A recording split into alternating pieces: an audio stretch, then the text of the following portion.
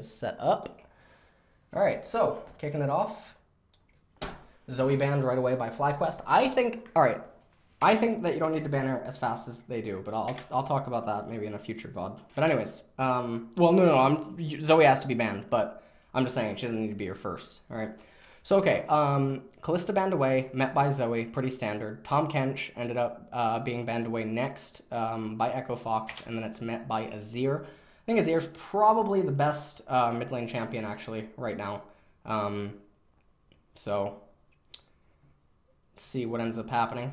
Ezreal banned away, Tristana banned away, and then Kog'Maw locked in. I was talking about this in the first VOD. He is popping up so much, right? He is just so obnoxious. Double AP comps coming back into meta as well. Him having the wit's end, able to amplify their damage and stuff. It's just really, really, really good champion. And he's good into a lot of the bottom lane matchups. So really, really good for EchoFox. They managed to get that. FlyQuest now responding by picking Varus and then showing jungler. They picked Jarvan right away. And EchoFox really quick. Well, I know that we're on ×2 speed, but still, Zac and Ryze. Now, this is stuff that doesn't need to happen. You can wait for the draft to develop a little bit more. These aren't necessarily picks that are, oh no, we have to get them. You have Kog'Maw, you can be flexible with your mid lane champion, right? You don't need to go for something like a Ryze. I understand that Azir is already banned away and stuff, but there's still other options that exist. I mean, you could pick a Malzahar. You have, blue side, obviously, very easy to get the blue, control the right side river. Malzahar, a very strong champion coupled with Kog'Maw, and then let FlyQuest show a little bit more of their team composition before developing. I think that this is a pretty weird thing that some teams do, even LCK teams. Not entirely sure why they do it, but we'll see what ends up happening. So Ryze gets picked, Orianna's open, Cassiopeia's open. I mean, Malzahar is even open in a way.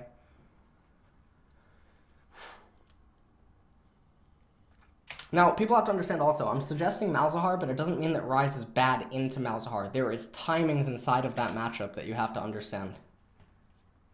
He's bad later on, definitely. But, depending on certain stuff, you can really make some sparks fly. And you can really pressure Malz early.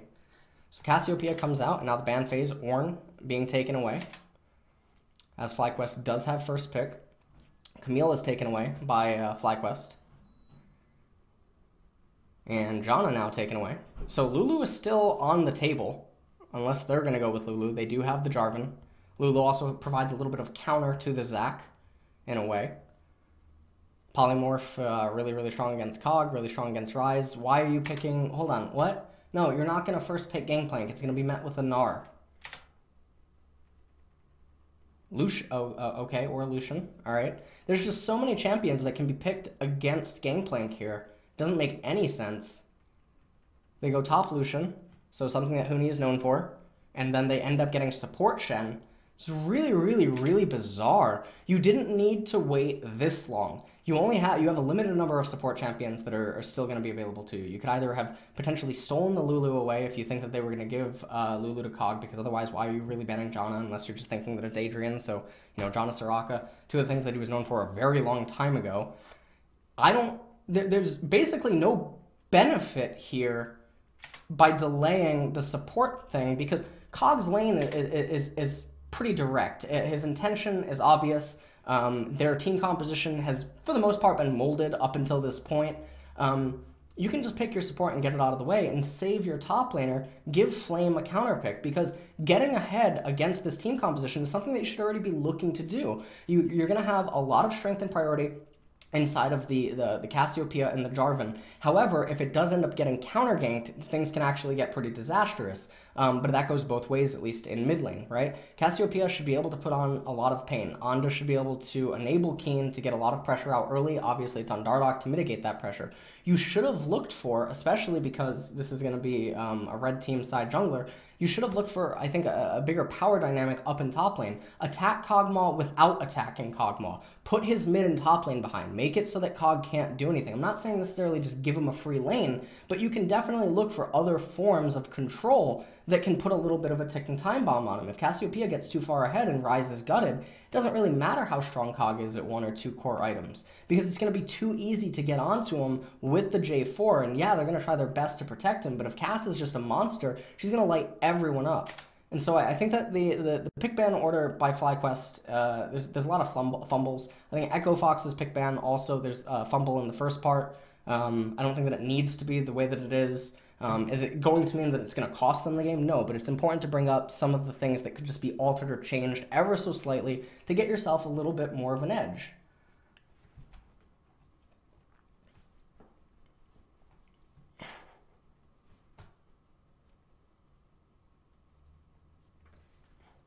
TSM versus Team Liquid will be the next VOD review that's coming up next.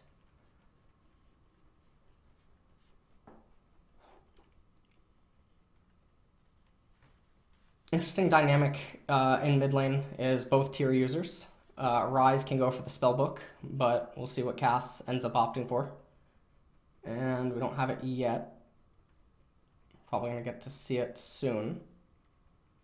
Unless, yeah, okay. So Spellbook for Ryze, Phase Rush for Keen. So even more incentive for Dardoch to just go for match counter ganks, at least around mid, and for Dardoch to play on the left-hand side. He doesn't need to gank Flame for Huni to get ahead. If Huni can't get ahead, on his own, then that's his problem, like as a player, right?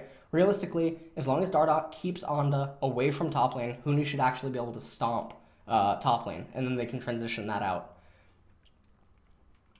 So we'll see what ends up happening.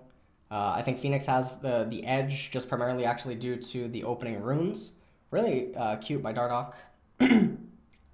Oh, never mind. I'm sorry. I'm misreading. Okay, so Onda starts blue, Dardoch starts red. Dardoch immediately goes into his Wraiths.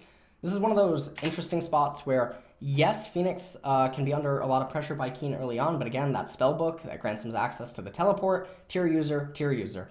So Phoenix can actually be under pressure up until like level 4-ish, and it's going to be fine.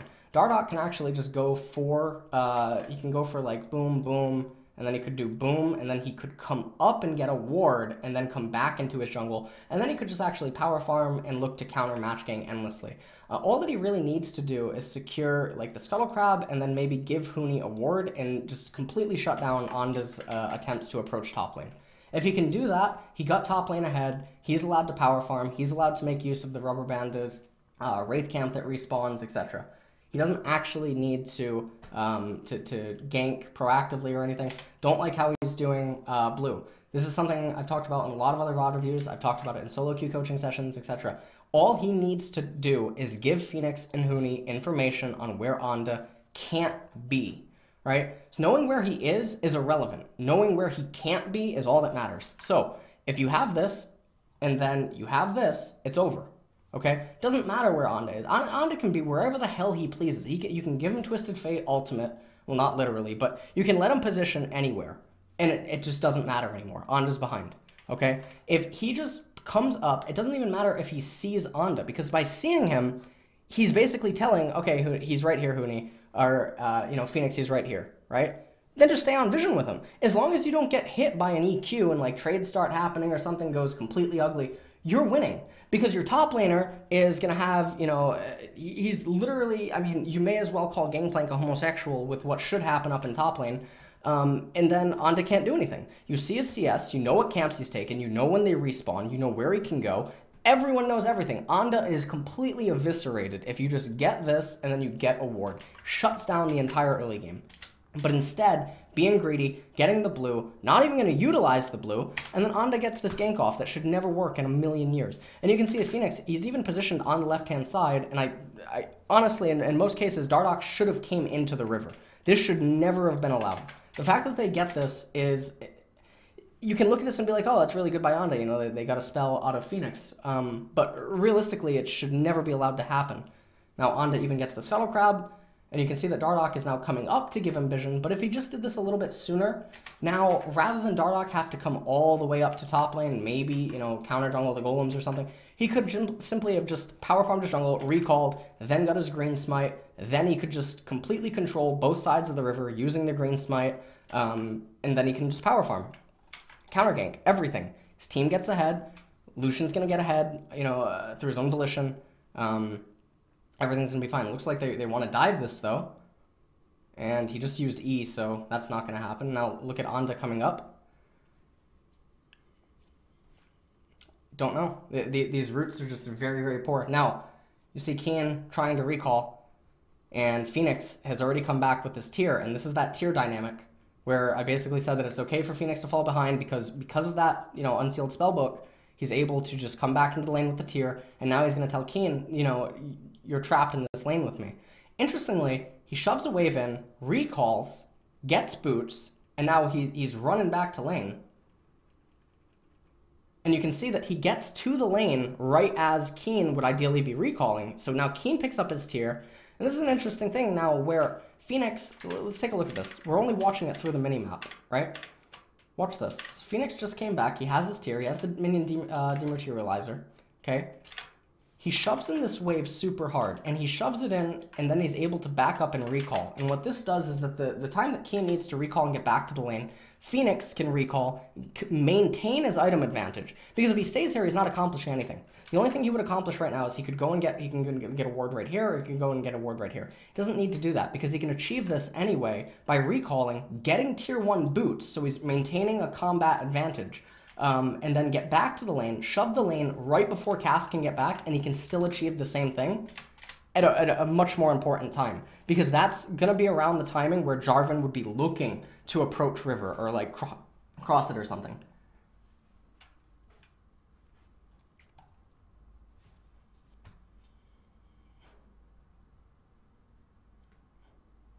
You can see what Huni's doing up in top lane.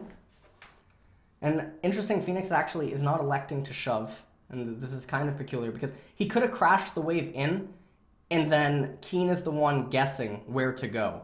And then if Phoenix actually has priority on like the vision or something, Keen can't really get an idea of where Phoenix's control ward is, and then they know that Keen has a control ward, and then Onda doesn't have any idea if he's sitting on top of like a yellow trinket or something. And these are the type of things that they should be looking to do, not synergizing it up that well. And you can see that Dardoch is just continuing to power farm. Really think that the green ward would have been okay if he did the initial route that I talked about, but then after the early game, nothing like too catastrophic ended up happening. You can get away with the Bomby Cinder. Onda now moving up to top lane, and this is all Dardoch needs to do. Just needs to arrive. Just needs to arrive. Basically says, hey, look, we're not going to fight. That's all right. My guy is stronger than your guy. All you need to do is prevent Flame's lackey from helping him out. It's like, watching like a gang fight in the street or something. You just make sure that neither party's buddies take place, and your friend's going to win.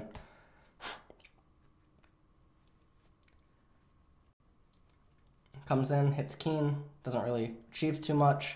And I think that Huni's playing the lane a little bit weird relative to just how the game state is. I don't think he needs to perma-shove in this wave.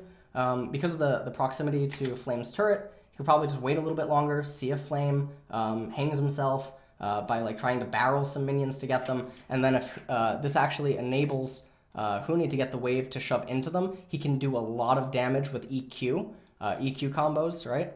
And then he knows that this is right around the time where Onda's red would be coming up. And so if he can do this around the time Onda's red's coming up, Onda then wastes time if he commits to top lane. And if he doesn't commit to top lane, then around 8:30 or so, this is like an all-you-can-screw buffet up in top. And then he can just wait and he can coordinate like a dive with Dardoch around 8:30, because that's when Dardoch is back on the left-hand side of the map because he wants to hand over the blue to Phoenix. And it's when he would be looking to be top when Onda is forced to be bottom. So a lot of lane, mishaps going on. Obviously, Huni is getting really far ahead. He's applying a ton of pressure. You can see Flame's mana pool really being attacked, getting a lot of turret damage down. But I think that he could bleed him out rather than keep hacking away at him. I think that, cutting off his leg and putting salt on it would be infinitely better than just hacking away at him with like a machete. You can see Flame really hard pressed to make something happen. Ends up even actually saving the turret for at least one more wave. And now if Huni ends up getting this turret on this wave, the question then becomes, what does he do next? Well, if Dardoch, if Dardoch ends up pathing into the red-hand side jungle right now, and Altec and Adrian can avoid this gank, if FlyQuest doesn't go for the mountain and then Dardoch gets like a ward here, then Huni can actually just recall and proceed to go back up to top lane. Alternatively, because Flame's ultimate is now on cooldown, Huni could actually recall after the turret, and then he could come here, Ryze shoves in mid, and then Dardoch comes and they collapse, they get 5-man Mountain Drake. But it depends on the state of what happens in bottom lane. But it looks like Altec and Adrian were able to successfully evade anything from going tragic. I don't know why Dardoch is doing what he's doing right now. Completely needless. You just had your top laner erase the top tier 1 turret. You have the Shen ultimate. Doesn't really matter. These aren't plays that you need to be looking for. You just have your top laner recall. You have him come mid lane. You shove Keen underneath his turret. You look to capitalize on the vision, right-hand side river. You get the Mountain Drake. Opens up a lot of Baron possibilities, especially with the Kog'Maw and the Lucian. Even more so, just raising their turrets. They don't have a very good anti-siege type team composition. They're heavily reliant on their cooldowns with the Gangplank ult, with the Jarvan ultimate. Now Dardoch's actually looking to get Rift Herald. This is a really, really early Herald that is coming out of a team that I think ideally would love to utilize Baron. And I think that what this ends up doing is if Dardoch gets this right now, they have to utilize it before it runs out, obviously. But it's like, what are they going to utilize it on? Are you going to get Huni further ahead? Because if you kill this using Herald, what happens next? You kill this using Herald, what happens next? Nothing. The game goes into like this stalemate. It goes into this like lull phase where Gangplank's just going to be able to slowly crawl his way back into the game. And it just doesn't make any sense why you would try to accelerate it that fast before you have the firepower to, really make use of diving turrets or, letting the minion waves get manipulated and then arriving at side lanes when they can't hold back or they can't push you back. Let Huni get to level 13, let Flame be level 11, level 12 or something.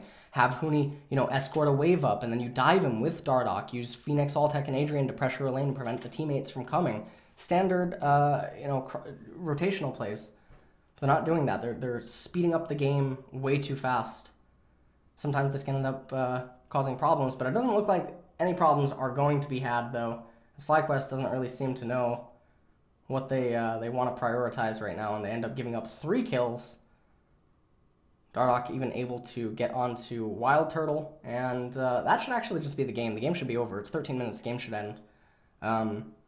This is really, really, really bad. Okay, so we're looking at almost a 7K, or we're looking at like a 6K gold lead. See how this all starts. I don't know why they're going across the map. You have to know that EchoFox is just going to be able to get there. They're going to be able to do everything you can do, but better. They just have so many more options available to them right now because your champions, they need more time. EchoFox's champions right now, also just because, how far ahead some of them are, you can't expect to have anything go your way. Now, basically, they can just almost do whatever they want. If the mid laner was different, let's change the mid laner, let's change the AD carry. If some of the situations are different, it can still be a little bit awkward for EchoFox, but with the way that the team comps are right now, you can see they're summoning Rift Herald, bottom tier 2. I think this is a kind of poor usage of it. I would like to have seen them utilize it on top tier 2, and that's primarily because top tier 2 is a luxury turret. Normally it's not a turret that you can ever capture unless A, you're ahead, and B, have Baron buff. Normally, you'll never get that turret in games. It's probably like, I would be willing to see a stat on like how often that turret is taken in professional games and under what circumstances does it occur, right? So acknowledging that you can get mid tier 2, you can get bot tier 2 through other means, should have just used the Herald on a turret that is never going to go down, right? If you're looking to use it to bolster your economy, propel you even further ahead, etc., and then just do that.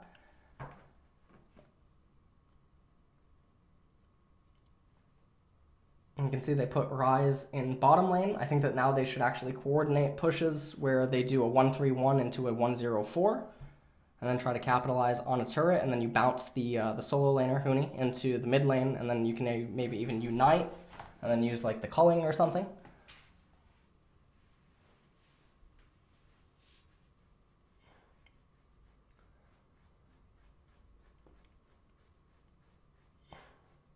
See Huni getting a lot of value up on the top turret.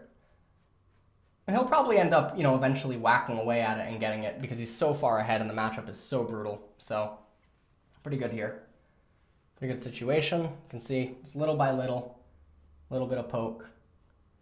Really managing everything quite well. And EchoFox is just, they're ahead with scaling champions. Not all of their champions are scaling, but they definitely have some and they're ahead. It's not to say that there isn't some scaling on FlyQuest, but this is a pretty brutal situation. Fortunately for FlyQuest, an Ocean Drake is spawning, so it's not the end of the world. If it had been a Mountain or an Infernal, if it was an Infernal, that would just almost be like lights out. Shen probably one of the few supports that can actually utilize the Infernal a little bit better than other supports. But obviously Lucian, Kog'Maw, Ryze, they would all love it. Mountain Drake would be a pretty unfortunate dragon to spawn right now, especially when EchoFox are in the driver's seat. They would be able to shred Baron so quickly. Imagine if EchoFox had the Baron right now. Or they had the Mountain Drake that initially spawned first in the game. This would be one of the freest Barons in the world, even staring down a Gangplank ultimate. It would just be virtually impossible. And I mean, you look at it and it's like, how does FlyQuest actually break into River if EchoFox has fortified the entrance on the left-hand side? It's very difficult. They basically need the Gangplank barrels and the Gangplank barrels alone. Cassiopeia's Miasma, it acts as utility, but she's not strong enough yet, and she won't be for a while until she really becomes a threat, and Varus as well.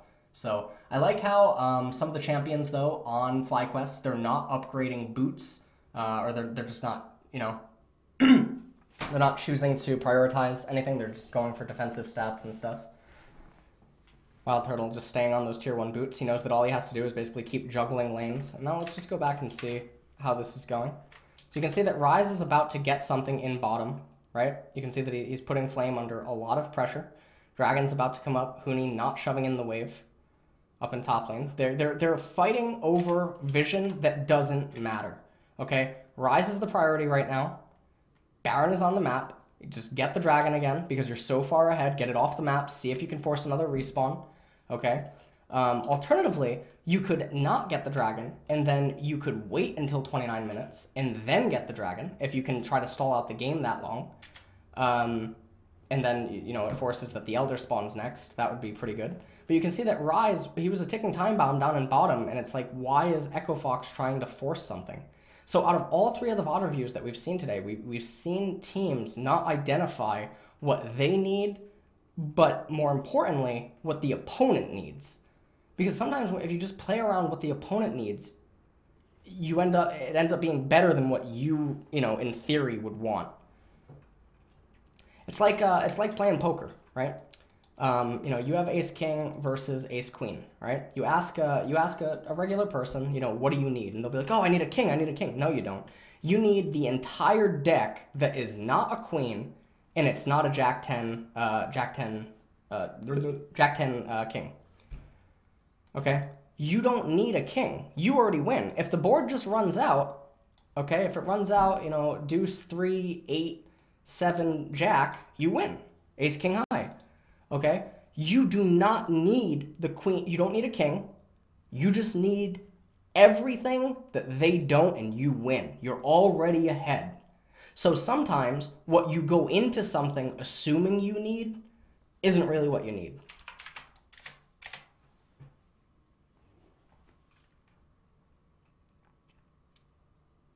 Chat's full of question marks.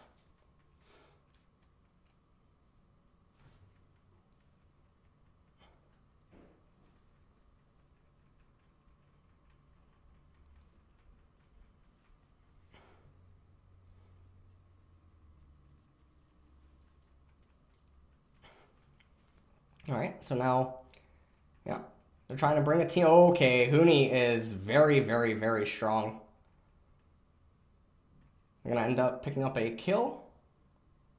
And they should be able to convert this into a Baron. Should be a pretty free Baron. Look at how fast that just goes down. You see Phoenix zoning off the opposition. This is the part I was talking about. It is so awkward for FlyQuest to penetrate this. Cassio is just not strong enough. The Miasma doesn't threaten enough. They managed to make EchoFox stop it for now. Wild Turtle was on the way. Now another team fight might end up unfold. Yeah, team fight is unfolding. All right, nice team fight. All right, great. And it doesn't matter. EchoFox is just way too far ahead. They have way too much firepower. Even with Dardoch dead, Onda's dead too. You know, there's no universe where FlyQuest can ever stop the Baron at that point. You can see that they're trying to attack Baron without attacking Baron. And by, you know, the way to do that is to kill the minions. You know, if you can let the opponent get the Baron, but if you can remove all the minions from the map, the Baron has nothing to buff. So you end up buying yourself a lot of time, wasting that Baron's duration, and then, you know, look to take a better fight in the future and try to claw your way back into the game.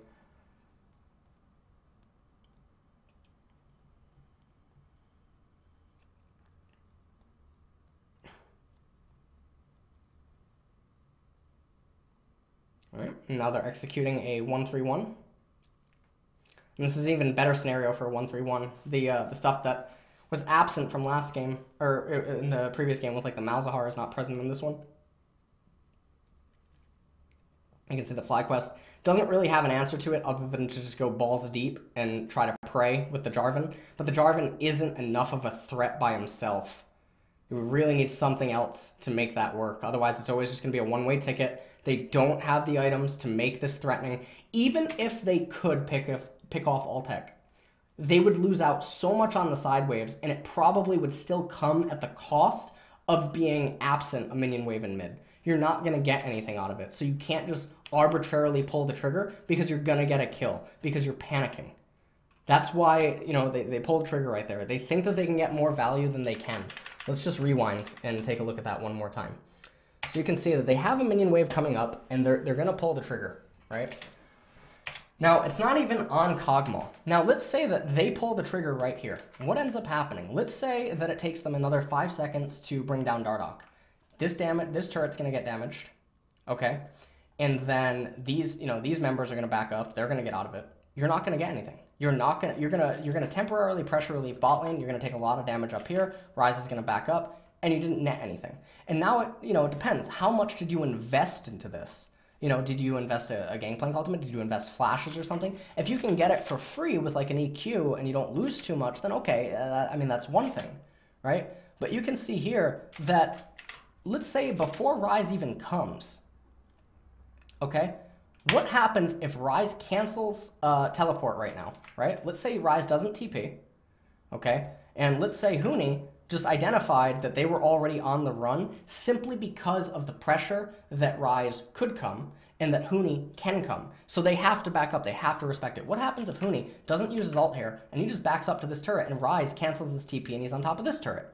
Well, now this is going to fall. The wave is right here. This is going to be able to be tapped by Dardoch. And now FlyQuest is exhausted. They have nothing left. They're completely out of tricks.